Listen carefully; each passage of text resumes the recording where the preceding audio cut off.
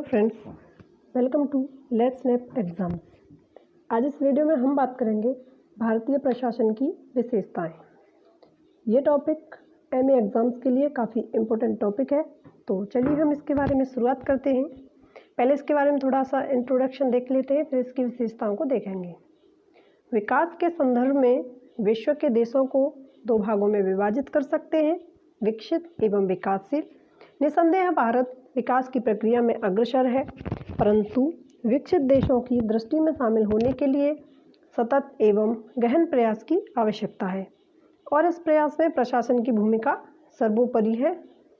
अतः भारतीय प्रशासन के अध्ययन में प्रशासनिक विशेषताओं का अध्ययन अहम है, क्योंकि किसी प्रशासनिक व्यवस्था की विशेषताएं उसका सबसे महत्वपूर्ण पहलू है। इसी के माध्यम से हम उस समाज के प्रशासन, प्रकृति, शासन व्यवस्था, सामाजिक परिवेश, साहित्य, कला, संस्कृति, नैतिकता के नियम, जन कल्याण के साथ साथ प्रशासन की कार्यपद्धति और मुख्य उद्देश्यों के विषय में ज्ञान प्राप्त कर सकते हैं। तो अब हम इसकी विशेषताएं देखते हैं। इसकी पहली विशेषता है भूतकाल की विरासत।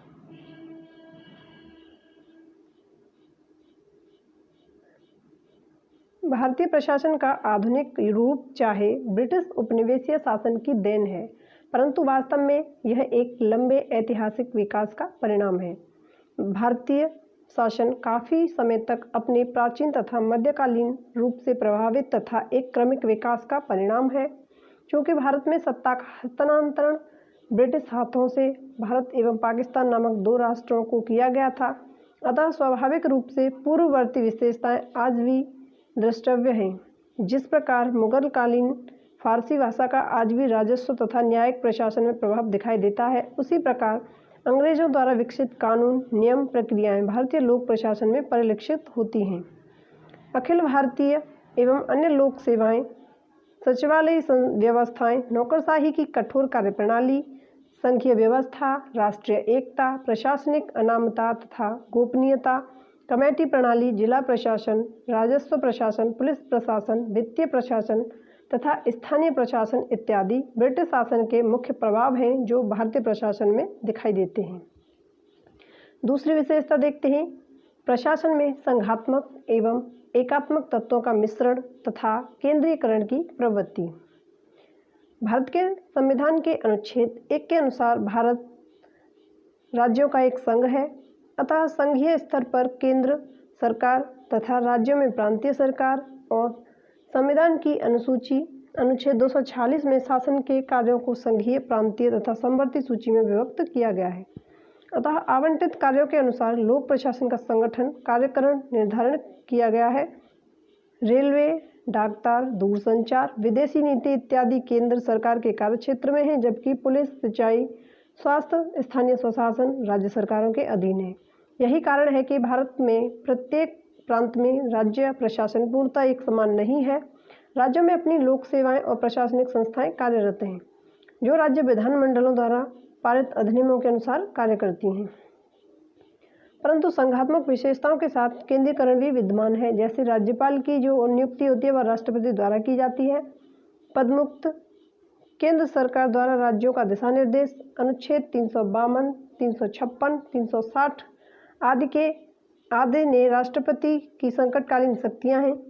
केंद्र द्वारा राज्यों के विवादों का निपटारा किया जाता है। अखिल भारतीय सेवाओं पर केंद्र का नियंत्रण है। राष्ट्र द्वारा विभिन्न महत्वपूर्ण पदों पर नियुक्तियां की जाती हैं।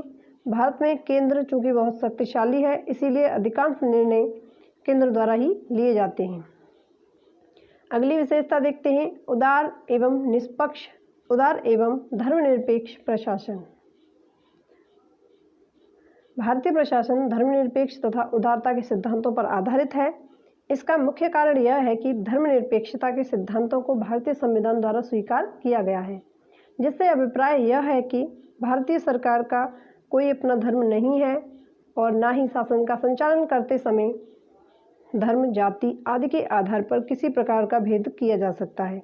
प्रशासन की दृष्टि से सभी धर्म समान हैं। सभी धर्मों की रक्षा करने की जिम्मेदारी प्रशासन की है। प्रशासकीय दृष्टि से देश के सभी धर्म समान हैं। देश के लिए शासन का संचालन करते समय सरकारी कर्मचारियों की नियुक्ति करते समय, समाज कल्याण संबंधी योजनाओं को लागू करते समय किसी धर्म के लोगों को प्राथमिकता नहीं दी जाएगी, बल्कि सभी धर्मों के लोगों को समानता दी जाएगी। अगली विशेषता देखते हैं, लोकतांत्रिक एवं कल्याणकारी प्रशासन। आधुनिक विश्व में लोकतांत्रिक तथा कल्याणकारी राज्य की अवधारणाएं सर्वत्र न्यूनाधिक मात्रा में व्याप्त हैं। स्वतंत्रता के पश्चात भारत में जनता जनार्दन के हाथों में सत्ताधीशों का चयन, नियंत्रण की प्रणाली विकसित की गई। भारत में संसदीय लोकतंत्र की अवधारणा को अपनाया गया। जनता द्वारा निर्वाचित प्रतिनिधि न केवल विधायिका में कानून का निर्माण करते हैं, बल्कि कार्यपालिका में मंत्री के रूप में लोक प्रशासन का भी नेतृत्व करते हैं। प्रजातांत्रिक विकेंद्रीकरण को मूर्त रूप प्रदान करने के लिए नगरों में नगर पालिकाएं तथा गांवों में पंचायती राज व्यवस्थाओं का प्रवर्तन है। प्रजातांत्रिक समाजवाद के लक्ष्यों की प्राप्ति हेतु शांतिपूर्ण, न्यायपूर्ण तथा राज्य प्रभावी कदमों को प्रश्रय प्रदान किया गया है। वर्तमान प्रशासन को यह दायित्व दिया गया है कि वह देश में लोकतांत्रिक मूल्यों के प्रसार, संरक्षण में अपना योगदान प्रदान करें।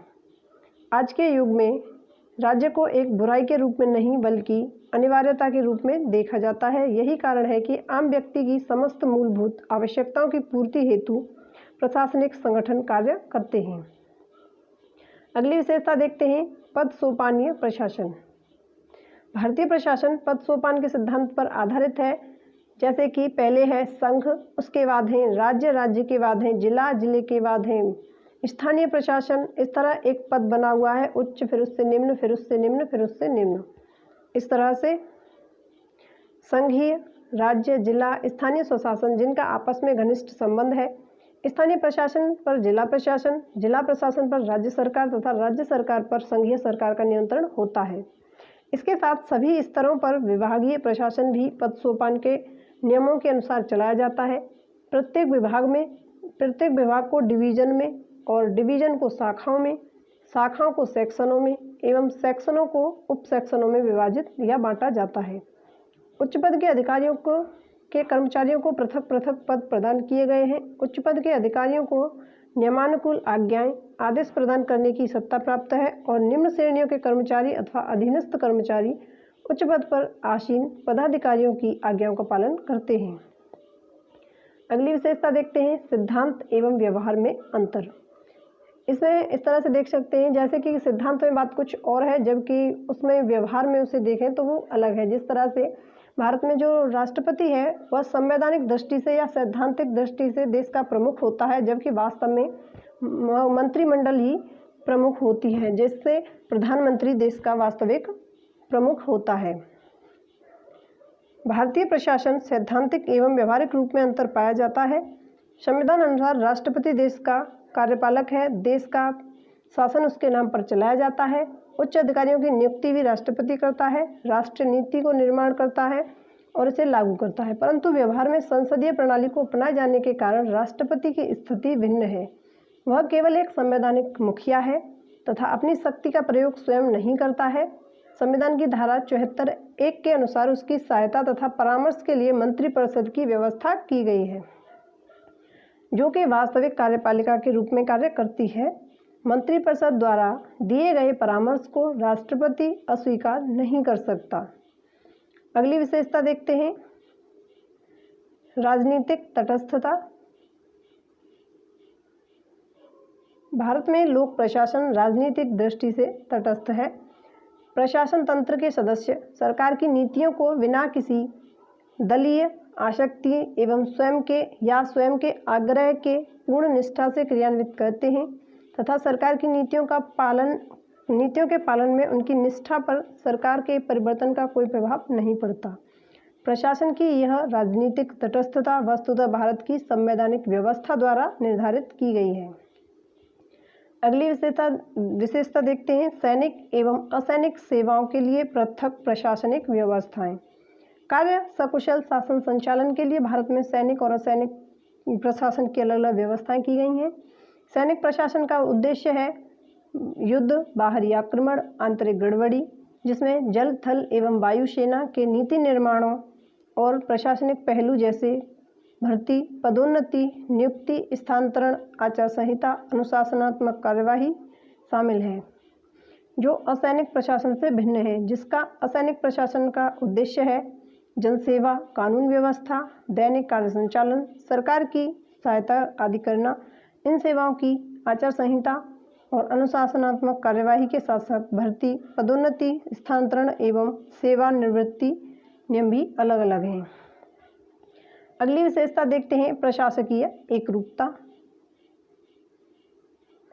भारतीय प्रशासन में सभी स्तरों पर एकरूपता पाई जाती है। केंद्र तथा राज्य के स्तरों में संसदीय सरकार का निर्माण किया गया है। जिस प्रकार केंद्रीय स्तर पर कार्यपालिका की शक्तियां राष्ट्रपति में निहित हैं, उसी प्रकार राज्य स्तर पर जो शक्तियां राज्यपाल में निहित हैं। राष्ट्रपति राज्यपाल दोनों ही संवैधानिक मुखिया के रूप में कार्य करते हैं और उनके परामर्श के लिए मंत्रिपरिषद की व्यवस्था की गई है। संसद की भांति राज्य विधानमंडल और सर्वोच्च न्यायालय की भांति उच्च न्यायालय की स्थापना की गई है। सभी राज्यों का प्रशासकीय ढांचा समान है। उनके उच्च पदों पर अखिल भारतीय सेवाओं के पदाधिकारी काम करते हैं। राज्य असैनिक सेवाओं की नियुक्ति के लिए प्रत्येक राज्य में केंद्र की भांति लोक सेवा आयोग की भी स्थापना की गई है। अगली विशेषता देखते हैं विधि पर आधारित प्रशासन। वर्तमान भारतीय लोक प्रशासन राजशाही, तानाशाही या चमत्कारिक सत्ताओं पर आधारित नहीं है, बल्कि संविधान के प्रावधानों के अनुसार संचालित है। राष्ट्र के समस्त नागरिकों की भावनाओं तथा इच्छाओं का पर्याय संविधान प्रशासन तंत्र को वैध तार्किक सत्ता प्रदान करता है। संविधान के अनुसार भारत में विधि का शासन है, अर्थात कानून से बढ़कर कोई नहीं है। अगली विशेषता हम देखते हैं गतिशील और परिवर्तनशील प्रशासन। भारत का प्रशासन प्रगतिशील, गतिशील एवं परिवर्तनशील गुणों से युक्त है। मौर्य काल और गुप्त काल में जो प्रशासन था, उसमें मुगल शासकों के समयानुकूल परिवर्तन किए। ब्रिटिश काल का प्रशासन अनुशासन, दक्षता, शोषण की विशेषताओं से युक्त था। स्वतंत्रता के बाद संसदीय प्रजातंत्र की परंपराओं के अनुरूप प्रशासन के संगठन और मूल्यों में व्यापक परिवर्तन आए। अब लोक प्रशासन से जनता के स्वामी के बजाय जनसेवक की भूमिका की आशा की जाती है। अगली विशेषता देखते हैं स्वतंत्र एवं निष्पक्ष चयन प्रणाली। भारत की प्रशासनिक अधिकारियों के चयन का आधार केवल योग्यता को ही माना गया है तथा इस योग्यता के समुचित मूल्यांकन व परीक्षण हेतु निश्चित प्रणाली की व्यवस्था की गई है। प्रशासनिक सेवा में भर्ती हेतु भारत में योग्यता व उपयुक्तता के अतिरिक्त अन्य कोई आधार विधिवत मान्य नहीं है। इसके अतिरिक्त प्रशासनिक सेवा में भर्ती हेतु सर्वसाधारण के लिए खुली चयन प्रतियोगिता या खुली चयन व्यवस्था को अपनाया गया है। प्रशासन के प्रजातांत्रिक स्वरूप व चयन में योग्यता के निष्पक्ष आकलन की इन विशेषताओं को संविधान ने स्पष्ट निर्धारित किया है। अब सरकारी सेवाओं में भर्ती के लिए लिंग, धर्म, जाति और नस्ल के आधार पर भेदभाव नहीं किया जा सकता। अगली विशेषता देखते हैं विकासोन्मुख प्रशासन। जहां ब्रिटिश कालीन प्रशासन नियामकीय प्रकृति का था, वहीं आज का भारतीय प्रशासन विकासोन्मुख प्रवृत्ति का है। कल्याणकारी राज्य के दायित्वों तथा लक्ष्यों की पूर्ति हेतु अनेक प्रकार के विकास कार्यक्रम संचालित किए जाते हैं। भारत में सामाजिक आर्थिक विकास को द्रुत गति प्रदान करने के लिए आर्थिक नियोजन की प्रणाली अपनाई गई है, जिसके अंतर्गत संघीय स्तर पर कार्यरत योजना आयोग पंचवर्षीय विकास योजना निरूपित करता है। अगली विशेषता देखते हैं प्रशासन की नई भूमिका। स्वतंत्रता के पश्चात भारत ने विकास की विभिन्न मंजिलें तय की। विज्ञान और तकनीकी क्षेत्र में भी उल्लेखनीय विकास हुआ है। लोक कल्याणकारी राज्य के अभ्युदय ने राज्य की भूमिका को विस्तृत बना दिया है। प्रशासन तंत्र का भारी विस्तार हुआ है। इस बदलते परिप्रेक्ष्य में यह आवश्यक बन गया है कि भारतीय लोक प्रशासन अपनी नई भूमिकाओं का सृजन करे। इसके अतिरिक्त कोई दूसरा विकल्प ही शेष नहीं रह जाता। प्रशासन का लोकतांत्रिक दृष्टिकोण के अनुरूप आचरण करना अपरिहार्य बन गया है। विकास कार्यों के प्रति लोगों में साझेदारी की भावना पैदा करना भी लोक प्रशासन का अहम दायित्व बन गया है।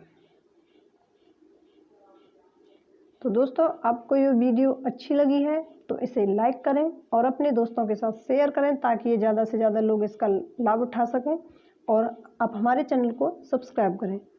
Thank you.